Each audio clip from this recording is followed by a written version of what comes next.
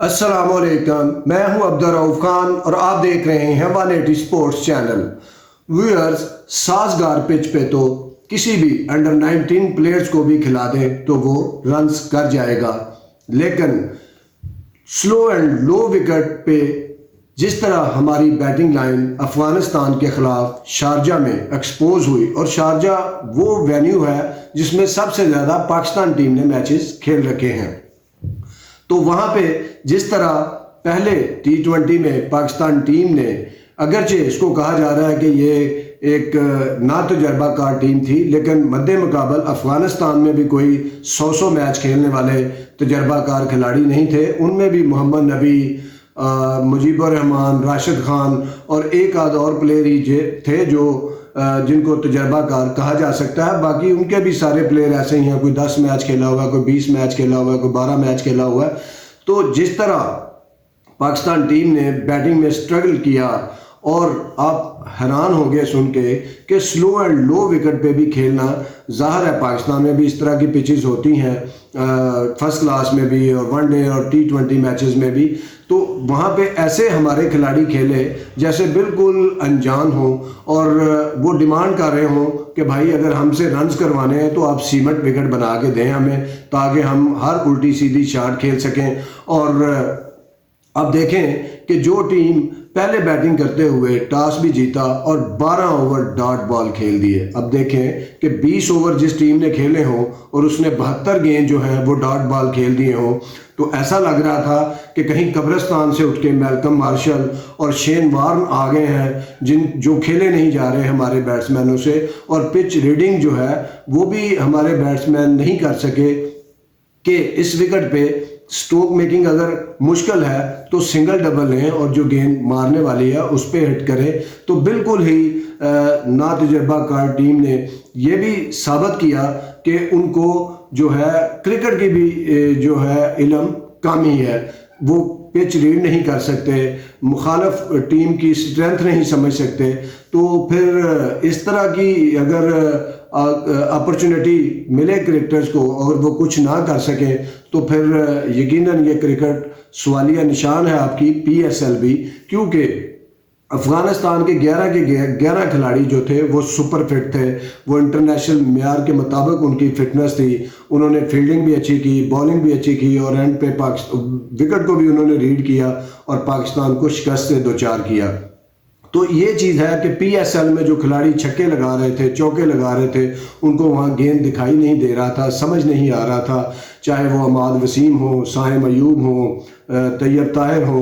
خود کپتان شاداب خان ہو، یا دوسرا کوئی بھی کھلاڑی۔ تو یہاں پہ PSL کے اوپر بھی سوالیہ نشان اٹھتا ہے کہ PSL میں اگر آپ فٹنس پہ جو ٹیمیں ہیں یا PCB وہ کانسنٹریٹ نہیں کرے گا، اور آپ 24 سال سے لے کے 34 سال کے پلیئرز جو ہیں وہ کھلائیں گے اور ان کی فٹنس چیک کرنے کا کوئی پیمانہ نہیں ہوگا، وہ 43 سال کے عمران طاہر بھی کھیل رہے ہیں، اور 34 سال کے کھلاڑی ڈیوڈ ویزے، کوئی فٹنس نہیں ہے، کوئی فٹنس کا چیکنگ کا وہ نہیں ہے۔ تو جب آپ PSL کو ایک لوکل ٹورنامنٹ بنا دیں گے تو پھر آپ جب انٹرنیشنل میں آئیں گے، گو کہ افغانستان ہے، اب سوچیں اگر آسٹریلیا کی ٹیم ہو، آسٹریلیا کی پچز ہوں، اور انگلینڈ کی اور نیوزی لینڈ کی پچز ہوں، تو یہ ہمارے کھلاڑی کیسے کھیلیں گے جو شارجہ کی وکٹ کو نہیں سمجھ سکے، جو ان کا 10 سال ہوم گراؤنڈ بھی رہا ہے ہمارے کھلاڑیوں کو، اور ان میں سے بہت سے کھلاڑی جو ہیں وہ کلب لیول کی کرکٹ کھیلنے بھی جاتے رہتے ہیں دبئی میں۔ تو یہ چیز ہے کہ آپ کو PSL کا سٹینڈرڈ اپ کرنا ہوگا فٹنس کے حوالے سے بھی۔ آپ کے اب چاہے اپنے پلیئر ہوں، انور علی، شرجیل خان، اعظم خان، عماد وسیم،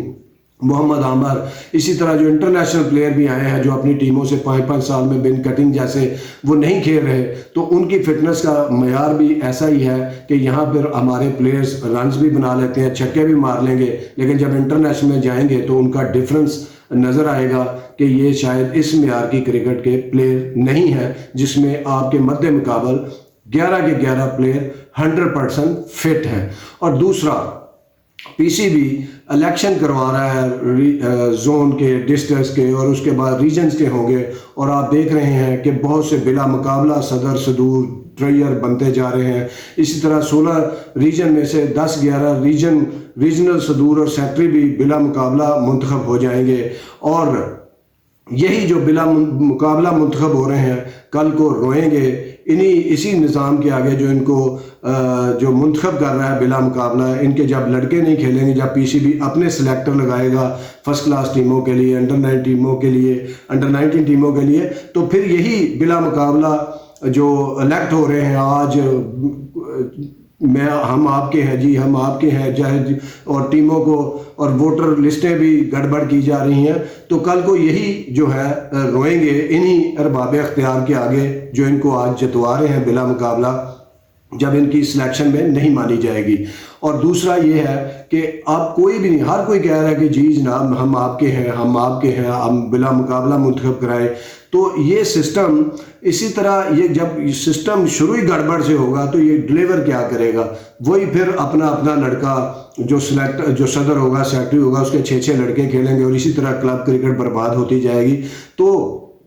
کوئی یہ بھی تو مطالبہ کرے مینجمنٹ کمیٹی سے, الیکشن کمشنر سے, کرکٹ کی جو بیوروکریسی ہے بورڈ کی اس سے, کہ بھائی آپ یہ بھی وعدے لیں نجم سیٹھی صاحب سے کہ آپ جب ہمارے ریجن کمپلیٹ ہو جائیں گے تو آپ ہمارے لیے کوئی 10 کروڑ 20 کروڑ کا بجٹ رکھیں گے, یا ایسے ہی ہمیں بس جو آپ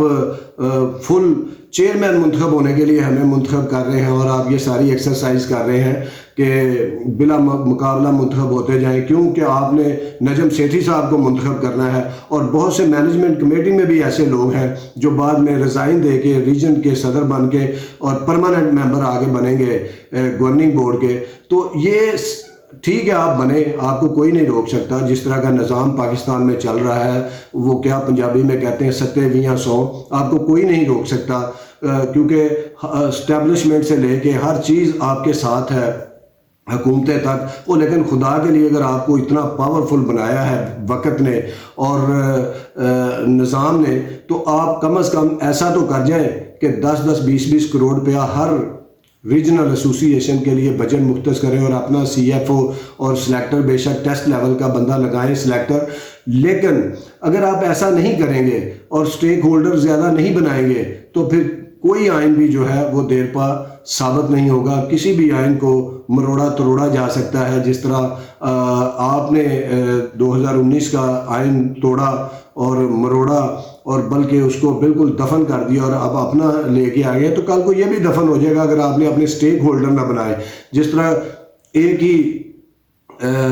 جنبش میں, قلم کی جنبش سے ادارے ختم ہو گئے تھے, ایسوسی ایشنیں ختم ہو گئی تھی. تو وہ کیوں ایسا ہوا تھا؟ کیونکہ سٹیک ہولڈر ہی نہیں تھا آپ کا, کوئی آواز اٹھانے والا نہیں تھا, کوئی عدالتوں میں جانے والا نہیں تھا, کوئی کرکٹ کا بازو بننے والا نہیں تھا. آپ نے صرف اپنی ایک اینٹ کی مسجد بنا رکھی تھی اور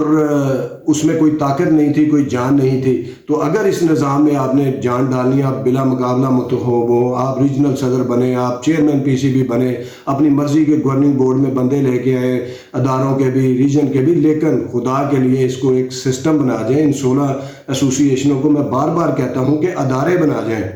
جب آپ ادارے بنائیں گے تو کوئی بھی آنے والی حکومت, چاہے وہ عمران خان کی ہی کیوں نہ ہو, وہ ان ایسوسی ایشنوں کو توڑ نہیں سکے گی, ان کو ختم نہیں کر سکے گی, پھر 2019 کا آئین نہیں لا سکے گی, کیونکہ ان کو مزاحمت کا سامنا کرنا پڑے گا, کیونکہ وہ ایک اچھا سسٹم ہوگا, اس کا اپنا بجٹ ہوگا. جب آپ ایسوسی ایشنز کو بجٹ دیں گے تو ان کے بجٹ کی یوٹیلائزیشن سے ہی پھر مقامی طور پر جو کمپنیاں ہیں یا اور ادارے ہیں اسپانسر کے, ان کو اسپانسر ملے گا. خالی ہاتھ ریجنل کو نہ پہلے کبھی اسپانسر ملا ہے نہ آگے کبھی ملے گا. تو خدا کے لیے آپ بلا مقابلہ ضرور منتخب ہو, چیئرمین بھی بنے, ریجنل ایسوسی ایشن کے صدر سیکٹری بھی بنے, ڈسٹرکٹ کے صدر سیکٹری بنے, لیکن ایسوسی ایشنوں کو خدارہ امپاور کرنے کے لیے بھی کچھ کریں, ان کے بجٹ بنائیں, ان کے اکاؤنٹس کھولیں. جو چاہے کوئی بھی صدر سیکٹری آئے, یہ ایسوسی ایشنز ایک اداروں کی طرح چلتے رہیں. بہت شکریہ, دیکھتے رہیے 180 اسپورٹس. اللہ حافظ.